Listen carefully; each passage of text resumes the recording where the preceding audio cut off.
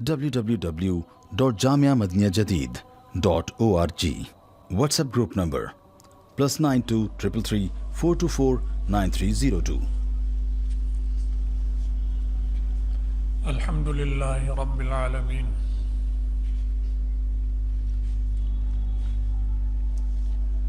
والصلاة والسلام على خیر خلقہ سیدنا و مولانا محمد وآلہ واصحابہ اجمعین،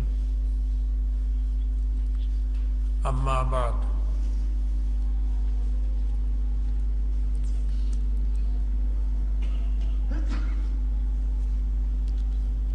دین سیکھنا اور سکھانا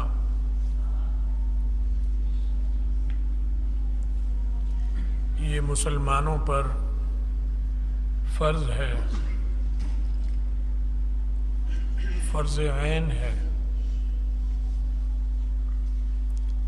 مردوں پر بھی عورتوں پر بھی۔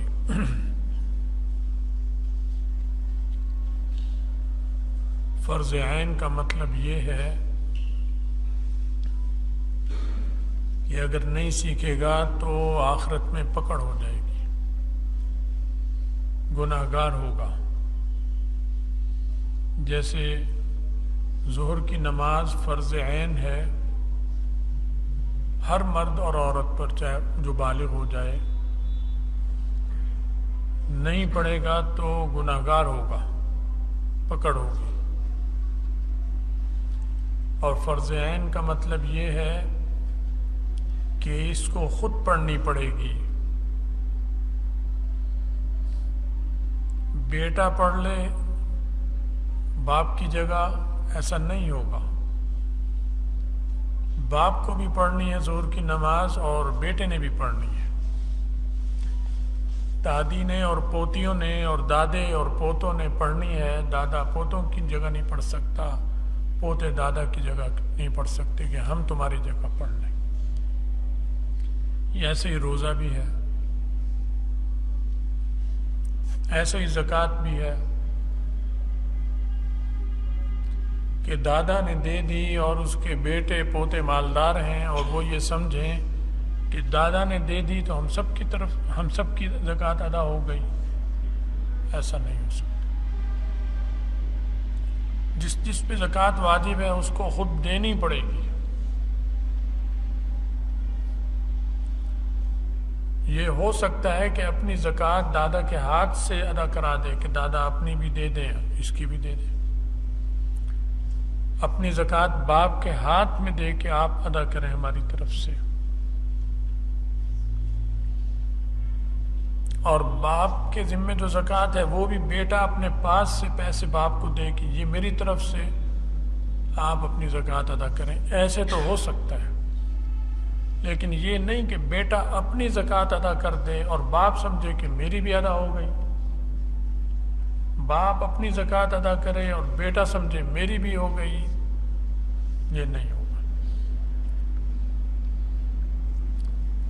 اسی لیے اگر بیٹے نے فرض کریں باپ کی زکوٰۃ ادا کر دی، اس کی اپنی زکوٰۃ 10 لاکھ تھی، باپ کی 5 لاکھ تھی، وہ دے دی، اور باپ کو بتایا نہیں، زکوٰۃ ادا نہیں ہوگی۔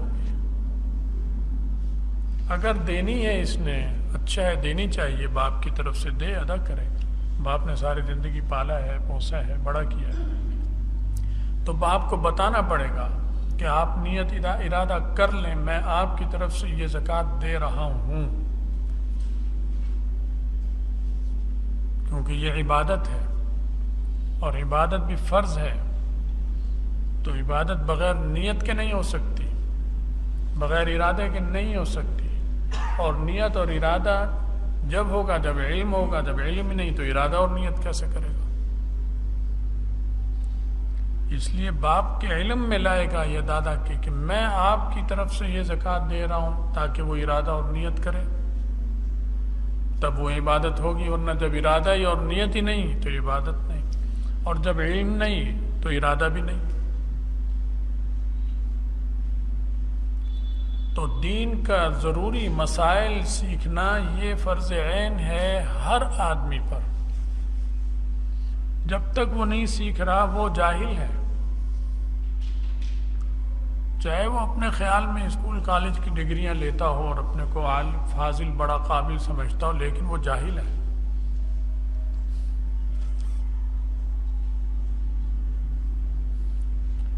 یہ ایسے ہی ہے کہ جیسے بہت بڑا قابل لائق آدمی ہو، کماتا ہو، سب کچھ ہو، ماں باپ کا گستاخ اور بے ادب بدتمیز ہو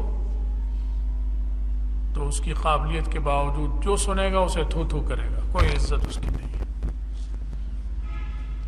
ایسے ہی کیسی ہی ڈگریاں ہوں، کتنا ہی قابل ہو، ملک کا لیڈر اور قائد ہو، لیکن وہ جاہل ہے. اگر ضروری دین کے مسائل نہیں سیکھے وہ جاہل ہے. اور جس نے سیکھ لیے وہ عالم ہے، چاہے ڈگری نہ لی ہو، چاہے ڈگریاں نہ ہو اس کے پاس، کچھ نہ ہو، لیکن وہ عالم ہے. اور اتنے بڑے دربار میں اسے عالم سمجھا جاتا ہے. جو صالحین کا دربار ہے وہ بھی کہیں گے عالم ہے، حتیٰ کہ اللہ کے دربار میں بھی وہ عالم شمار ہوگا، بشرطے کہ باعمل بھی ہو، عالم باعمل، ورنہ جاہل ہے.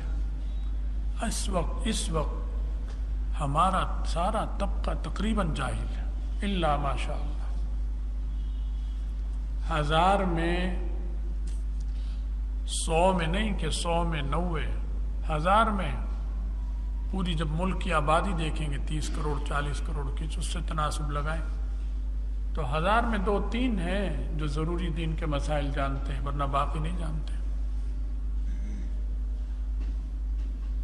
تو سب جاہل اور سب دھوکے میں ہیں کہ ہم عالم ہیں اور ہم نے تو سیکھا ہے، ہم بڑے قابل اور لائق ہیں.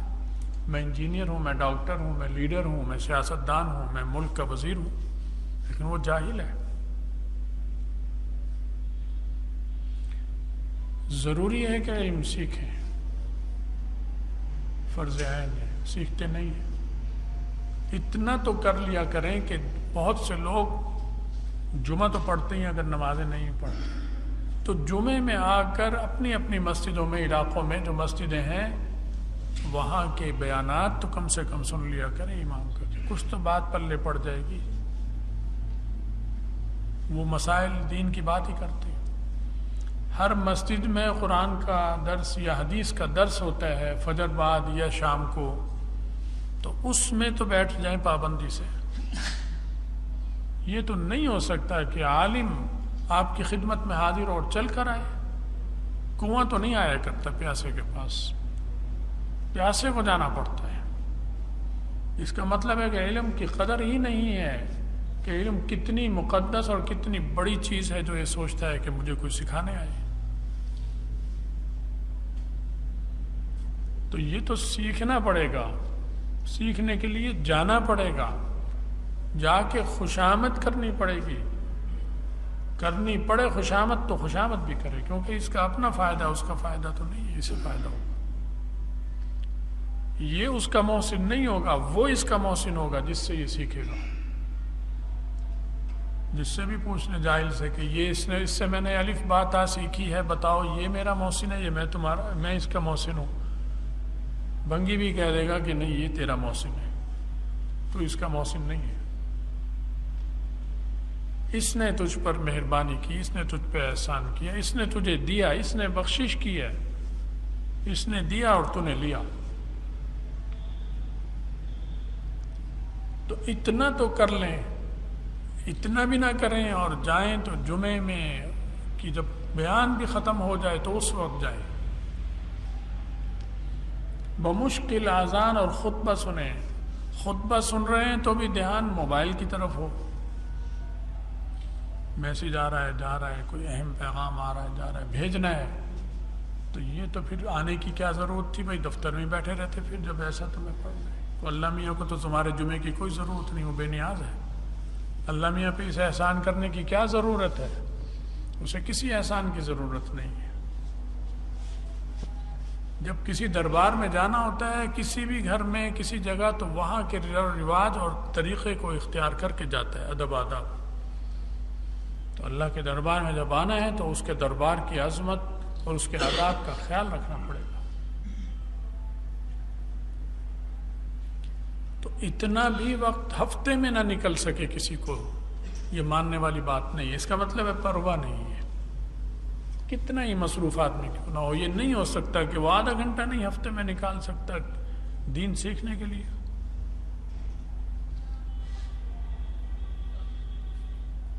تو یہ فرض عین ہے، نہیں سیکھیں گے تو حرام، ہر وقت حرام اور گناہ ملے گا نہ سیکھنے کا، جیسے نماز نہ پڑھے فرض عین ہے، گناہ ملے گا۔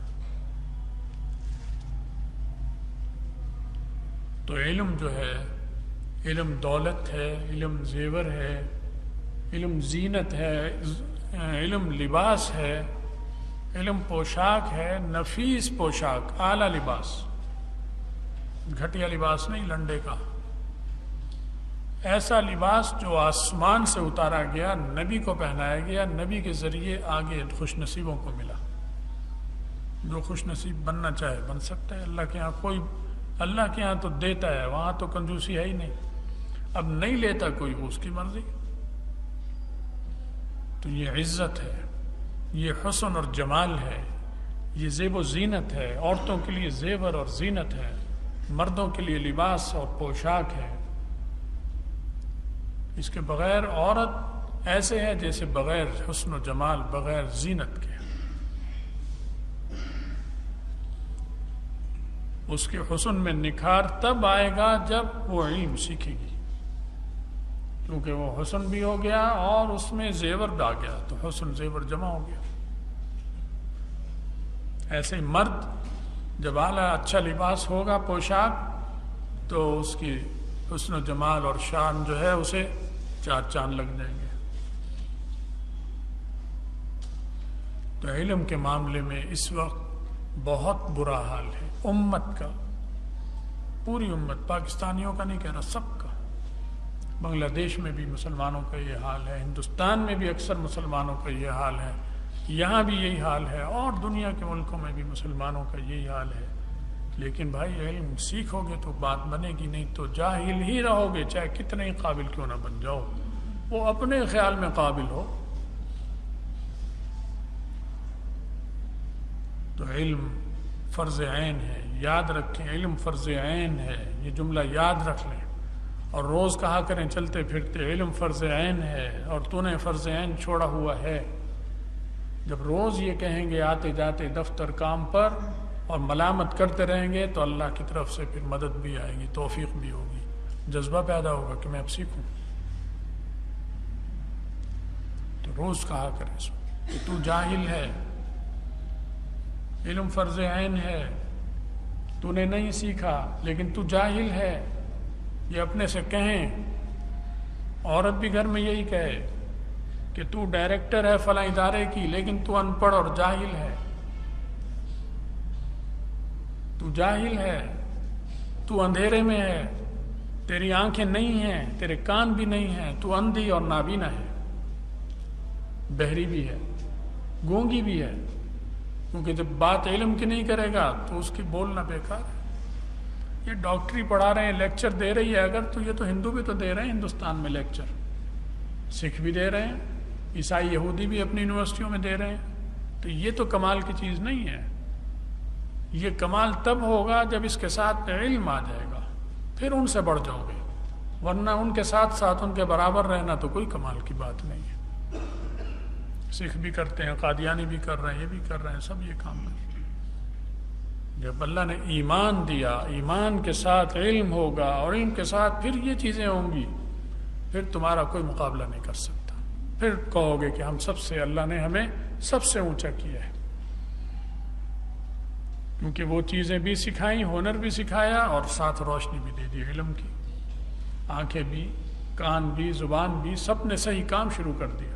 یہ صحیح کام تب کریں گے جب علم ہوگا، ایمان اور علم، اس کے بغیر نہیں کر سکتے۔ اللہ تعالی ہمیں اور آپ کو دین کی سمجھ کی، عمل کی توفیق دے، اور ہمارے اندر اتفاق اور اتحاد پیدا فرمائے، ہم سب کا خاتمہ ایمان پر ہو، اور آخرت میں رسول اللہ صلی اللہ علیہ وسلم کی شفاعت اور ان کے ساتھ نصیب ہو۔ وآخر دعوانا الحمدللہ رب